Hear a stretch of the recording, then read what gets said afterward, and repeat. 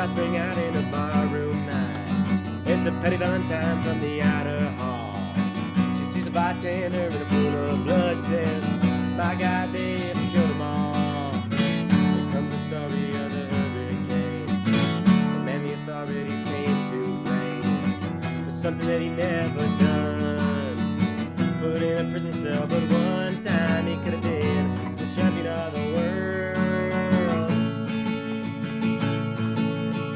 Their bodies lying there, does Patty see, and another man named Bello moving around mysteriously. "I didn't do what he says," and he throws up his hands. "I was only robbing the register, I hope you understand." I saw him leave and he says, and he stops, "One of us had better call up the cops." So Patty calls the cops, and they arrive on the scene with their red lights flashing in the hot New Jersey night. Meanwhile, far away in another part of town, Reuben Cotter and a couple of friends are driving around.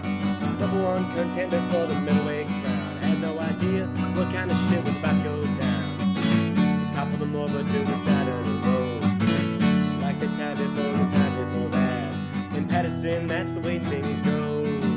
If you're black, you might as well not show up on the street unless you want to draw the heat. Alfred Bello, he had a raffle of cops, and then Arthur Dexter Bradley was just out prowling around. I saw two men run out, they looked like middleweights, hopped into a white car without a state plate. Miss Patty Valentine just nodded her head. I said, "Wait a minute, boys, this one's not dead." So they took him to the infirmary. And though this man could hardly see, they told him he could identify the guilty man. 4 hours later, and they brought Reuben in. They took him to the hospital and they brought him upstairs. The wounded man looked up through his one-eye and I said, "What's bringing him in for? He ain't that guy." So that's the story of the hurricane, and the authorities came to blame for something that he never done. Put in a prison cell, but one time he could have been the champion of the world. 4 months later, the ghetto's on flames.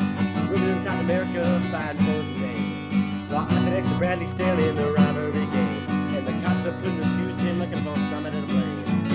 Remember that murder that you happened in a bar? Remember you said you saw the getaway car? Think you'd like to play ball with the law? It might have been that fighter that you saw running that night. Don't forget that you are white. Arthur Dexter Bradley said, "I'm really not sure." Cop said, "Poor boy like you could use a break. We got you for the motel job and we're talking to friend Bello. You don't want to go to jail now, be a nice fellow. You'll be doing society a favor. Son of a bitch is brave and getting braver. We want to put his ass in the stir. We want to pin this triple murder on him. He ain't no gentleman, Jim." Reuben could take a man out with just one punch, but he never did like to talk about it all that much. "It's my work," he said, "and I do it for pay. When it's all over, I just as soon go on my way. Off to some paradise, where trashing's flowing, the air is nice.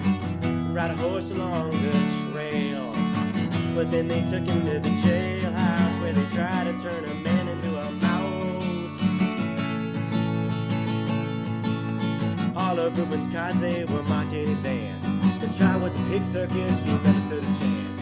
The judge made Reuben's witnesses all jokes from the slums. The white folks who watched, he was a revolutionary bum. The black folks is like a knife bigger. No one doubted that he pulled the trigger, though they could not produce the gun. The DA said he was the one who did the deed, and the all-white jury agreed. Reuben Cotter was falsely tried. The crime was murder one, and guess he testified. Bello and Bradley, and they both batted lied. In the newspapers, they all went along for the ride. How can the life of such a man be in the palm of some fool's hand? To seem obviously framed couldn't help but make me feel ashamed to live in a land where justice is a game. comes in their suits and their ties. Our friends drink martinis and watch the sunrise, while Reuben sits like Buddha in a 10-foot sail. An innocent man sent to a living